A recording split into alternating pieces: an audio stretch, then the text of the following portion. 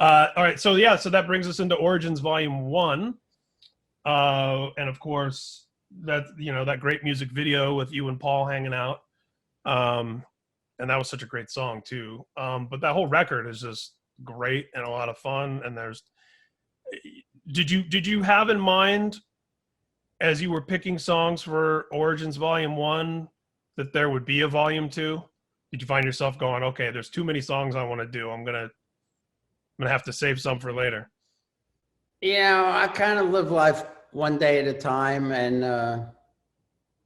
I just put my best foot forward and try to do the best possible job on a record that I can do, and hope that people are going to enjoy it and like it. You know, I mean, I'm really surprised that most of the interviewers who have heard Origins Volume 2 think that that's a better record now than Origins Volume 1, which is really exciting, because I thought Origins Volume 1 was a really good record.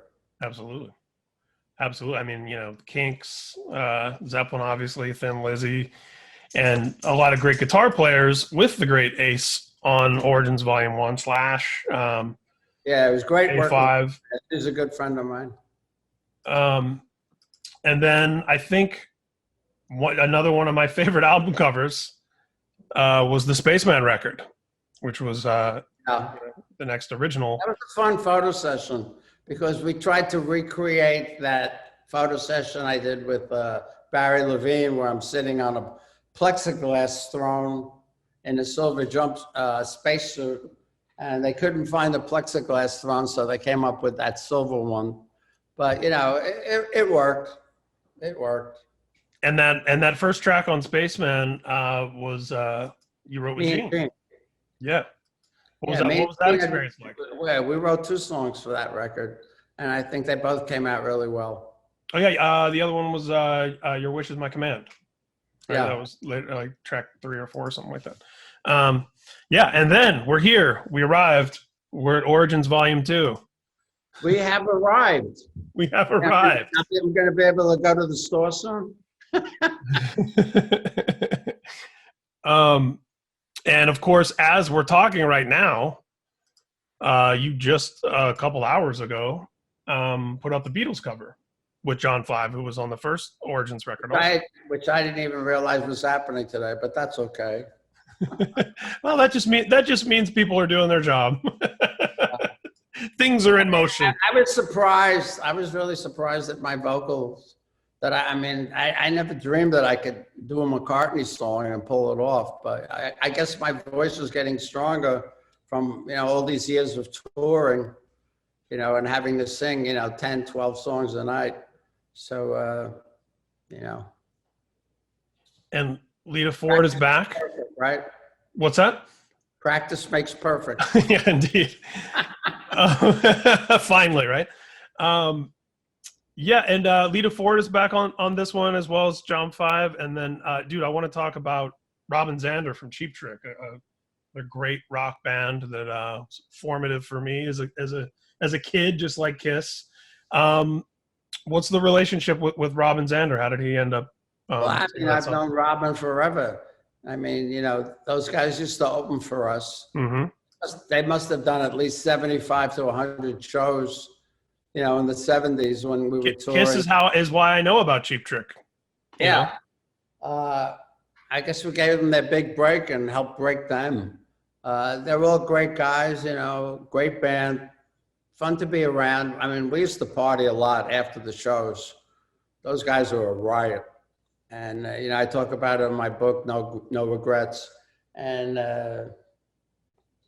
but I had bumped into Robin, you know, 3 or 4 years ago. I was doing an autograph session, and he showed up with his family, and he mentioned to me he'd love to sing on one of my records. And I never forgot that. And then, you know, when this record came around, I wanted to do a Humble Pie song so bad, because I'm a huge Humble Pie fan. And I was there both nights at the Fillmore East when they recorded live at the Fillmore East. And, but I can't sing like Steve Marriott, not on my best day. So I thought of Robin, you know, I called him up, I sent him an MP3, and he just killed it. Yeah, it's so great. It's really, really great song. A really great Killed version of that song. it. Um, I had to Robin.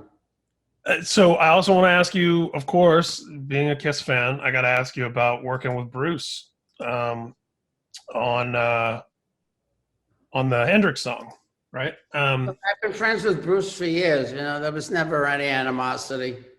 You know, I mean, I decided to leave KISS, so whoever took over, you know, they did the best they could, you know. And I think out of all the guitar players that have played in my stead, you know, I think I like Bruce the best. And I think he's Absolutely. probably the best guitarist out of all the guys that ever took over my, you know, tried to fill my shoes. And he never copied my solos note for note. He'd always put a little spin on it. And, but we did, I did a KISS cruise a couple of years back, and Bruce was on the same tour, on the same cruise rather. And he heard I was doing an Origins Vol.2, and he expressed interest in performing a solo on it. And he wanted to do a Hendrix song, and I wanted to do a Hendrix song. I said, let's pick one.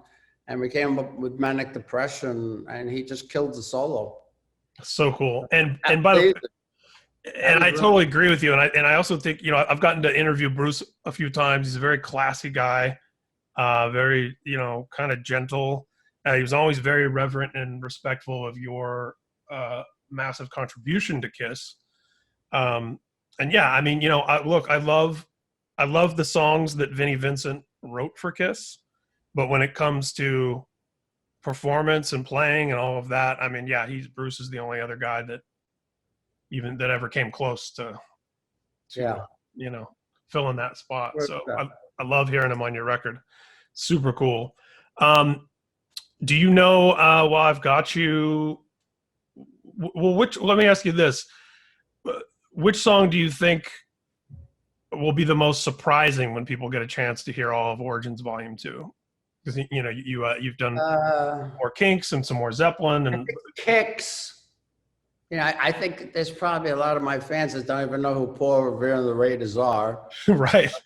Kicks is going to be a surprise. And I love the message, you know, the anti-drug message in that song. I thought it was well written. And I also did something special on that song. I added a guitar solo that's not on the original, you know, with 3 different harmony parts. And my engineer, Alex Salzman, helped me out with that. And I think Lola's going to be, Lola's got a chance of being a hit, you know. I mean, it was a very controversial song when it first came out, but, you know, today in 2020, you know, talking about a transvestite, I mean, what's the big deal? Nobody cares anymore. You know, are you in the closet? Are you out of the closet? Who cares? You know? It was way ahead of its time in that sense. So, I mean, but I think I did a good version of it. My girlfriend, Laura Cove, sang harmonies on it. And I think it came out great. Awesome, man. Awesome. And I got to say, lastly, about the Origins Volume 2, I love, you know, when I first saw the cover art, I pulled it up on my computer and put it side by side with Volume 1.